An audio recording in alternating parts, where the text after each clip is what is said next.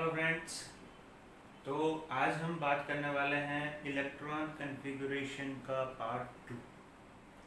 अभी तक हमने इलेक्ट्रॉन कॉन्फ़िगरेशन में देखा कि कैसे as per electron distribution rule के हिसाब से इलेक्ट्रॉन है एक एक की तरह पर्टिकुलर ऑर्बिटल में ऑक्यूपाई होता है। तो आज हम बात करने वाले हैं what kind of stability of orbitals happen, किस तरीके से ऑर्बिटल की स्टेबिलिटी होती है। तो सबसे पहले स्टार्ट करते हैं आज stability of orbitals.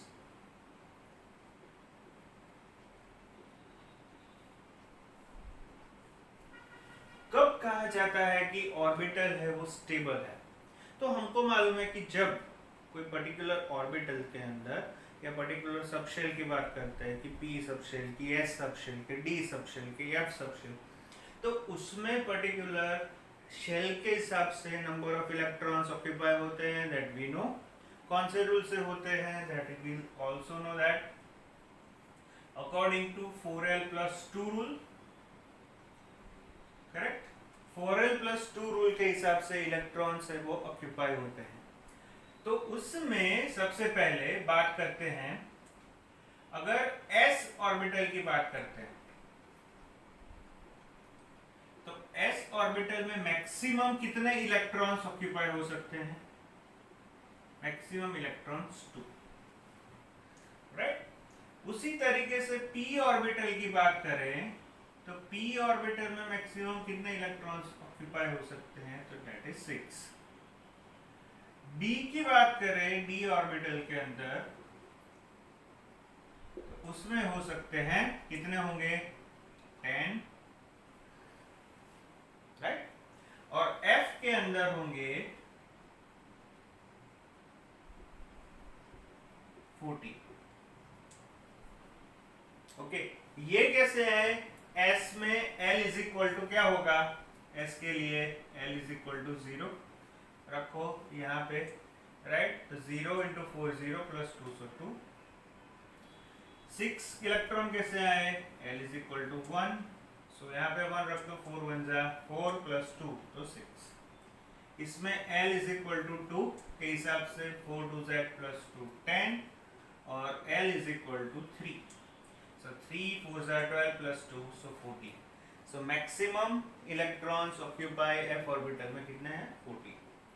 so if s orbital possesses 2 6 10 f14 respectively, they are known as completed orbitals or fully stable। उसको ऑर्बिटल हम बुला सकते हैं, राइट। इसको हम क्या बुलाएंगे? यहाँ पे हम लिखते हैं that is known as completed, right? Completed or fully filled orbitals।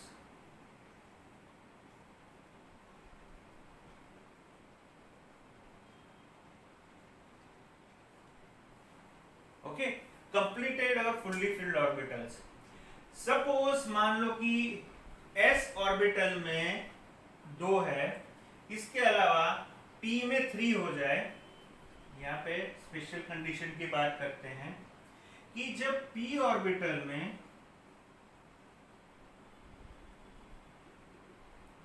3 electron है, d ऑर्बिटल में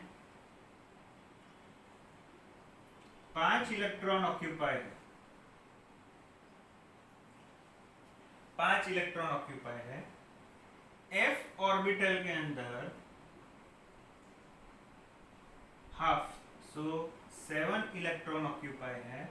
तो this kind of orbital is known as half filled orbitals.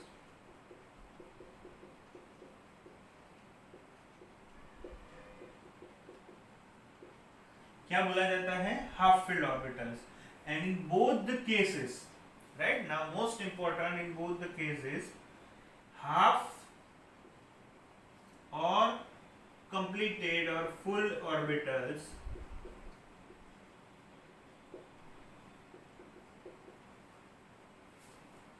shows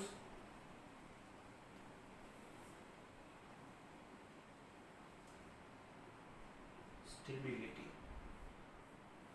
They both the cases, right? Half completed or full orbitals it shows stability, दोनों है वो orbital है वो stable हो जाते हैं। कैसे, उसके लिए एक सिंपल से तो एग्जांपल हम ले लेते हैं।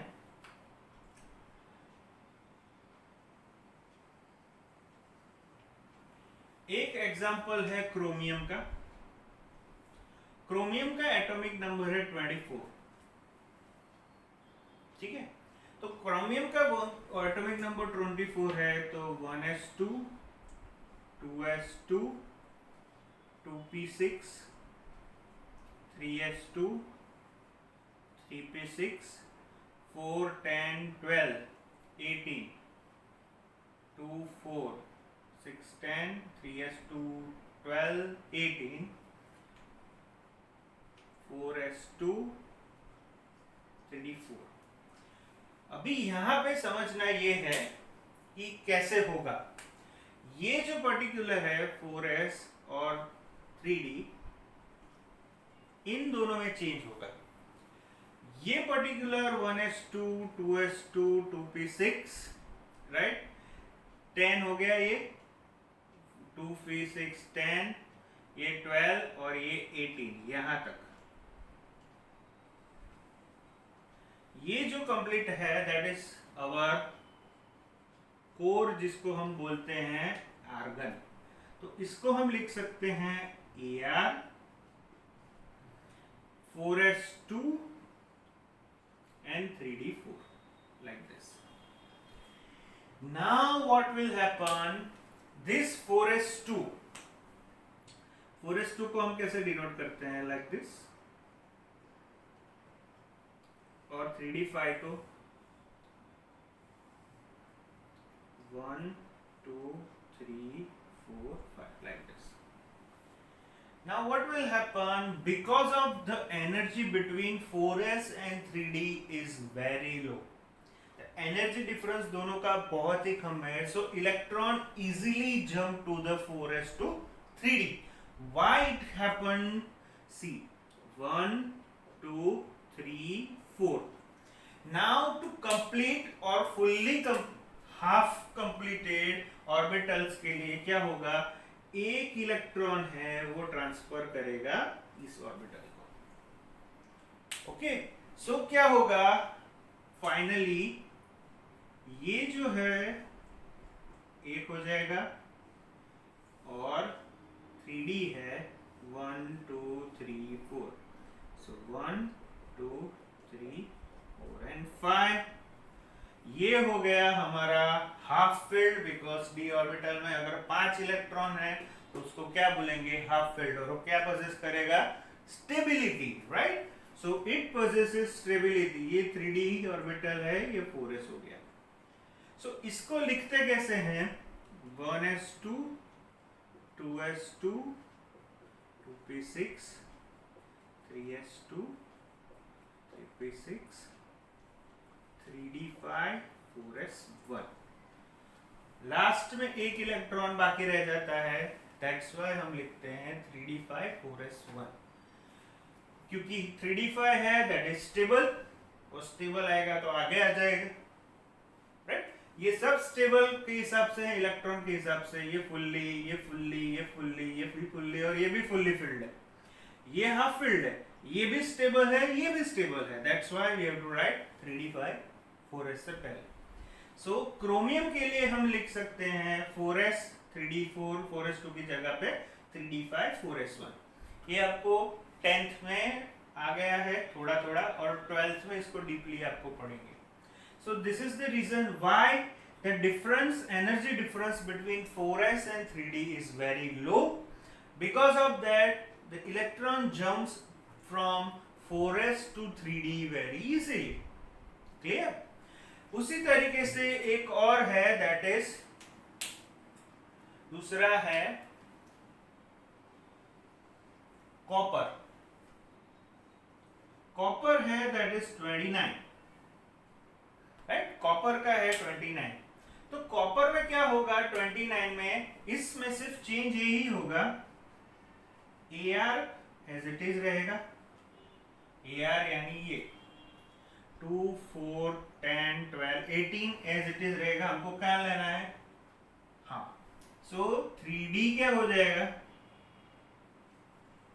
10 एंड 4s 1।